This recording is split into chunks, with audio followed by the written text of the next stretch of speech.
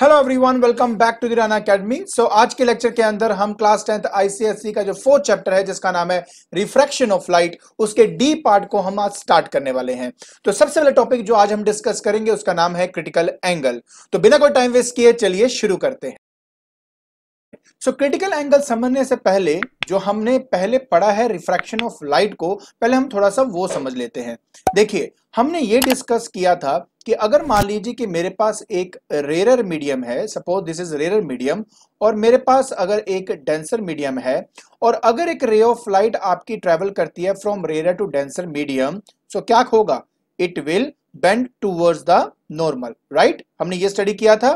फिर हमने ये भी स्टडी किया था कि अगर रे ऑफ लाइट आपकी डेंसर से रेयर मीडियम जाएगी तो उस केस में it will bend away from the normal. देखिए, बिल्कुल हमने ये भी स्टडी किया था, है ना।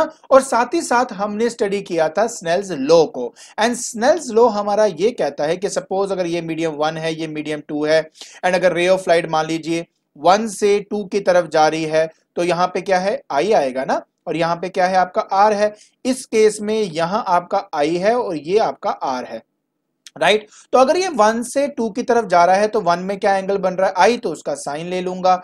2 में क्या बन रहा है? आर, तो यहां पे साइन आर ले लूंगा। क्लियर?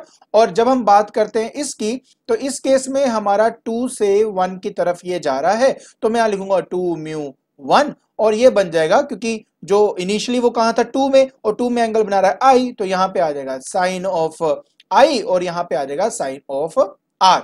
ठीक है ना? चलिए, ये तो हमने स्टडी कर लिया था अपना, that is refraction of light as well as Snell's law को। लेकिन क्रिटिकल एंगल क्या होता है, उसके लिए हम ये जो सेकंड कंडीशन है इसको फर्दर स्टडी करेंगे। तो चलिए अब हम देखते हैं कि हम क्या करेंगे। तो देखिए, हमने अभी तक ये तो हमने स्टडी कर लिया है कि अगर मान लीजिए कि मेरी एक रे ऑफ लाइट, ठीक है, वो ट्रेवल कर रही है from denser to rare medium.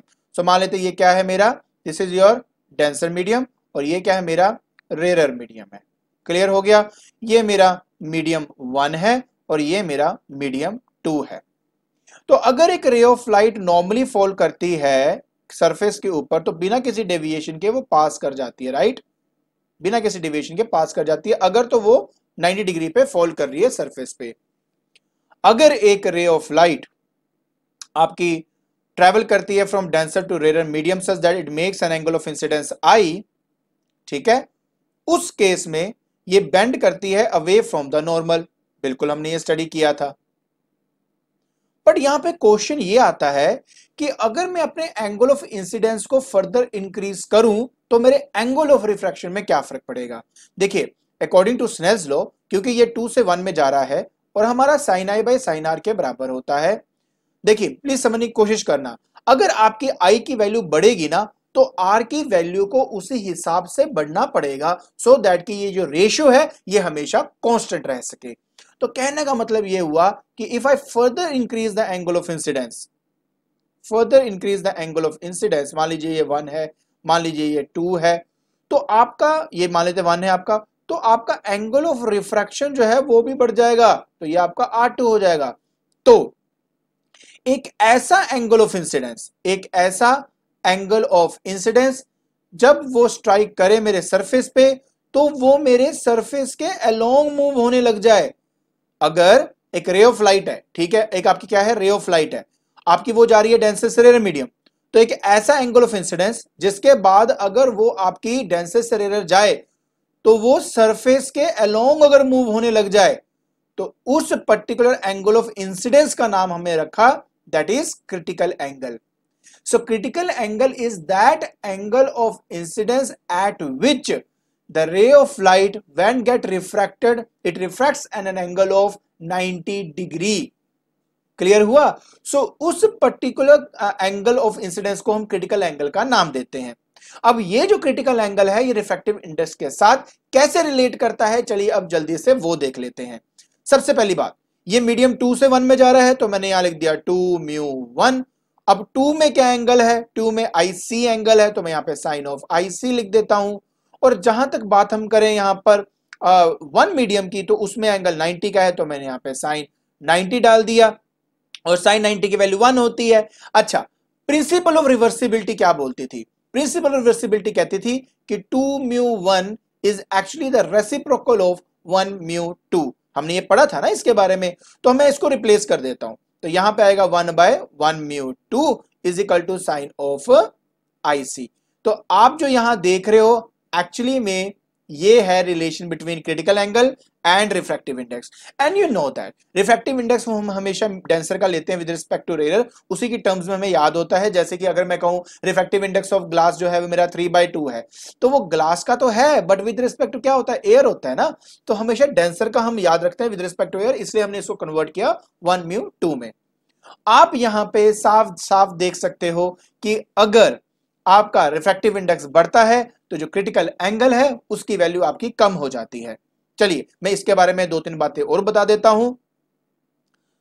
पहली बात देखिए, जहां तक ग्लास की मैं बात करता हूं तो ग्लास का refractive index with respect to air होता है 1.5 या फिर 3/2, राइट। तो हमने क्या किया, इस फॉर्मूले में सब्स्टिट्यूट किया। हमने कहा जो साइन ऑफ IC है वो मेरे पास है 1/1.5, तो हमने जब इसको सॉल्व किया तो जब यहां से एंगल फाइंड किया ना मैंने, तो वो एंगल लगभग मैं यहां पे अप्रोक्सीमेट डाल देता हूं 42 डिग्री के बराबर आ जाता है। तो 42 डिग्री क्या हो गया, इसका वो एंगल हो गया इंसिडेंस जिस पर जब रे ऑफ लाइट फॉल करेगी, जब वो ग्लास से एयर जा रहा है तो वो सरफेस के अलोंग आपका ट्रेवल करेगा। मतलब ये कि अगर मान लेते हैं कि मेरे पास ये एक ग्लास है और रे ऑफ लाइट यहां ट्रेवल कर रही है, और अगर ग्लास के केस में अगर रे सरफेस के अलोंग हो जाए तो ऑटोमेटिकली समझ लेना कि ये जो एंगल है ये 42 डिग्री का एंगल है। क्लियर, क्योंकि हमने 1.5 वैल्यू डालकर ही इस वैल्यू को फाइंड किया हुआ है। उसी तरह refractive index of water with respect to air होता है जो है वो 4/3 होता है, मतलब 1.33 होता है। जब मैं इसको मैं फॉर्मूले में सब्स्टिट्यूट करके क्रिटिकल एंगल फाइंड करता हूं तब वो लगभग आपका अप्रोक्सीमेट लिख देता हूं 48 डिग्री के करीब आता है। मतलब क्या हुआ, आप देख सकते हो कि अगर आपका रिफ्रैक्टिव इंडेक्स ज्यादा है तो क्रिटिकल एंगल क्या है, कम है। Is that okay? अब मन में सवाल आता है कि सर अगर एंगल ऑफ इंसिडेंस इससे कम होगा तो क्या होगा?